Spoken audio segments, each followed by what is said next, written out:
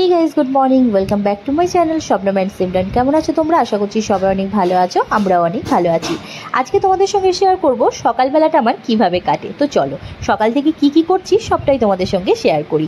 প্রথমেই দেখো ঘুম থেকে উঠে ফ্রেশ হয়ে নিয়েছি, আমার পুচকুকেও ফ্রেশ করে আমি চলে এসেছি কিন্তু কিচেনের মধ্যে পুচকুর টিফিন বানাতে। আজ বলেছিল মা টিফিনে একটু ভাজা ম্যাগি নিয়ে যাব, তার ওর পছন্দের ভাজা ম্যাগি, তার সঙ্গে একটা মিষ্টি, আর তার সঙ্গে দিয়ে দিয়েছি পছন্দের একটা চকলেট। তো এই যে ওর টিফিন বক্স রেডি। তো চলো এখন আমরা রেডি হয়ে নিই।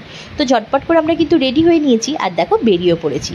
আসলে আমার পুচকু যায় গাড়িতে করেই, কিন্তু আজকে ওর ইচ্ছে ছিল আমরা দুজনে মিলে ওকে একটু স্কুলে দিয়ে আসবো। তাই এই যে ও যেমন চেয়েছে সেটা তো করতে হবে, তাই না? বেশ কিছুদিন থেকেই বলছে, কিন্তু কি হয় সকালবেলাটা তো একটু চাপের মধ্যে যাই, যে কারণে হয়ে ওঠে না যে ওকে একটু স্কুলে দিয়ে আসবো। তো আজকে যখন ও বারবার বলছিল, তো ভাবলাম যে চলো সব কিছু কাজ ফেলে রেখে আগে আমরা দুজনে যাই, ওকে একটু স্কুলে দিয়ে আসি।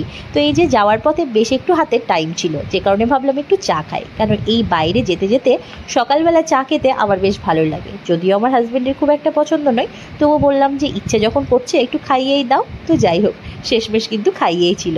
তারপরে এই যে টুকটুক করে চলে এসেছি, দেখো আমার পুচকুর স্কুলের কাছে পৌঁছেও গেছি, কারণ আমরা বেশ একটু আগেই বেরিয়েছিলাম। ওদের ক্লাস স্টার্ট হয় 8টা থেকে, 7:50-এর মধ্যে ঢুকে যেতে হয়। তো আমরা ঠিক টাইমে চলে এসেছি, আর আমার পুচকু আজকে খুব খুশি, মানে এই যে আমরা দুজনে ওকে দিতে এসেছি সেই কারণে।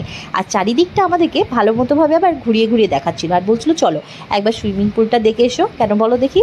ওর না ভীষণই ইচ্ছা সুইমিংয়ে ভর্তি হওয়ার, কিন্তু আমার না ভীষণই ভয় লাগে। প্রথমত তো ওকে এত দূর আমাকে ছাড়তে হয়, সেটা নিয়েই আমি প্রচুর টেনশন করি। তারপরে যদি ওকে আমি সুইমিংয়ে দিই, তারপরে তো আমার টেনশনে শেষ থাকবে না, যে কি করছে কি না, মানে জলের মধ্যে কি হলো, এইসব নিয়ে প্রচুর টেনশন হয়। যে কারণে বললাম বাবু তুমি আরেকটু বড় হও, তারপর আমি তোমাকে সুইমিংয়ে ভর্তি করে দেবো। তো দেখো ওর এখান থেকে যেতেই ইচ্ছে করছিল না, আমাকে বারবার বলছে আমি কি একটু হাত দিয়ে আসবো জলের মধ্যে, মানে অনেক কিছুই। তারপর বললাম বাবু চলো দেরি হয়ে যাচ্ছে, ক্লাসের দিকে যেতে হবে।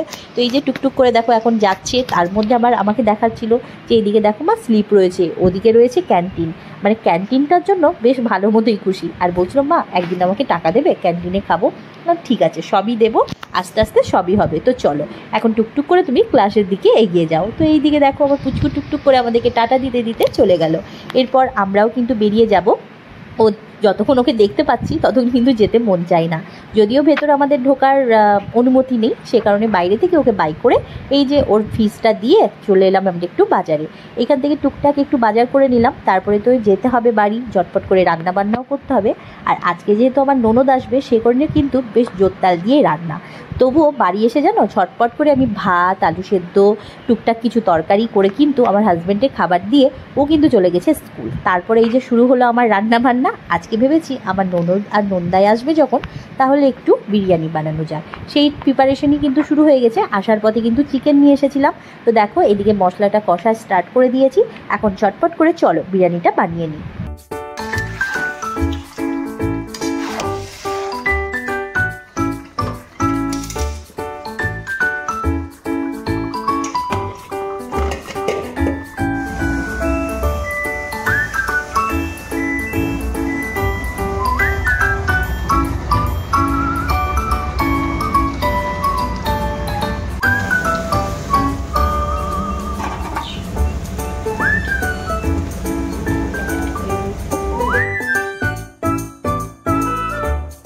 তো দেখতেই পেলে ঝটপট করে কিন্তু চিকেনটাও করে নিয়েছি, তার সঙ্গে আলুটাও কিন্তু সেদ্ধ করে ভেজে নেওয়া হয়ে গেছে। আর এদিকে ভাতটা ঝটপট করে রান্না করে এই যে এখন বিরিয়ানিটা বানানো স্টার্ট করে দিয়েছি। যেভাবে বানাই আমিও ঠিক সেভাবেই কিন্তু বিরিয়ানিটা বানিয়েই নিলাম।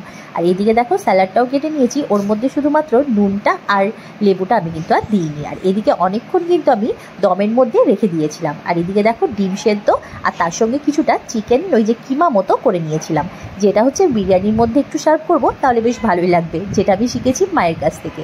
তো যাই হোক আমার কিন্তু বিরিয়ানি ডান। আর কেমন হয়েছে দেখতে তোমরা কিন্তু অবশ্যই জানিও, খেতেও কিন্তু দুর্দান্ত হয়েছিল। তো এইদিকে দেখো বিরিয়ানি কিন্তু আমি রেডি করে এখন কিন্তু টেবিলের মধ্যে বেড়ে দিচ্ছি। আর আমার ননদ আর নন্দাই তারা কিন্তু অনেকক্ষণ আগেই এসেছে, নিচে বসে গল্প করছিল। সেই ফাঁকে দেখো আমি সমস্ত কিছু কিন্তু সুন্দরভাবে গুছিয়ে নিয়েছি। আসলে কি বলো তো, কাউকে খাওয়ানোর আগে আমার মনে হয় একটু আলাদা করে প্রিপারেশন নেওয়াটা খুব জরুরি। তো এদিকে দেখো সব কিছু তো ঠিকঠাক হয়ে গেছে। এদিকে ঝন্টুও কিন্তু খাবে বলে আমার দিকে টুকটুক করে তাকাচ্ছে। তো এই যে আস্তে আস্তে সব কিছু নিয়ে আমি টুকটুক করে যাচ্ছি আর একটু একটু করে ভিডিও নিচ্ছি। আসলে কি বলো তো, সবাই তো ভিডিওর সামনে কমফোর্টেবল ফিল করে না, সে কারণে একটু একটু করে কিন্তু আমি ভিডিও ক্লিপ নিয়েছি, যেটা তোমাদের সঙ্গে শেয়ার করবো বলে।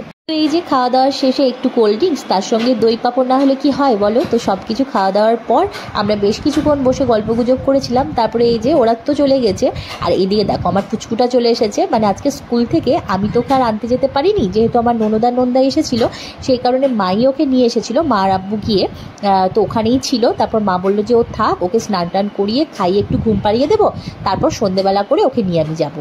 তো এই যে মা আর আমার পুচকু চলে এসেছে, তো ভাবলাম যে চলো তাহলে ইভিনিংয়ে একটু সুন্দরভাবে কিছু স্ন্যাক্স করা যাক। তো এই যে সে কারণেই চলে এসেছি কিন্তু চিকেন চিজ বল বানাতে, যেটা আমি ফার্স্ট টাইম একবার বানিয়েছিলাম আর বেশ টেস্টি হয়েছিল। যে কারণে তখন থেকে আমি ভেবেছিলাম মা আসলে মাকে একদিন আমি বানিয়ে খাওয়াবো। তাই যেমন ভাবনা তেমনই কাজ, এই যে বানিয়ে নিয়েছি। আর তার সঙ্গে মায়ের হাতের স্পেশাল পেঁয়াজি, যেটা হচ্ছে আমার বর খেতে ভীষণই ভালোবাসে। তাই ও যখনই শুনেছে মা আসবে, তখন বলছে শোনো একটু সমস্ত কিছু আমি কেটে রাখছি, আন্টিকে বলবে একটু পেঁয়াজি বানিয়ে দেবে। তার জন্য কিন্তু ও প্রথম থেকেই পেঁয়াজ কেটে রেডি করেই রেখেছিল। তাই মা এসে একটু পেঁয়াজি বানিয়ে নিল, আর তার সঙ্গে এই যে মুড়ি ঢেলে নিচ্ছি। তেলে ভাজার সঙ্গে একটু মুড়ি না হলে ঠিকঠাক কিন্তু জমে ওঠে না।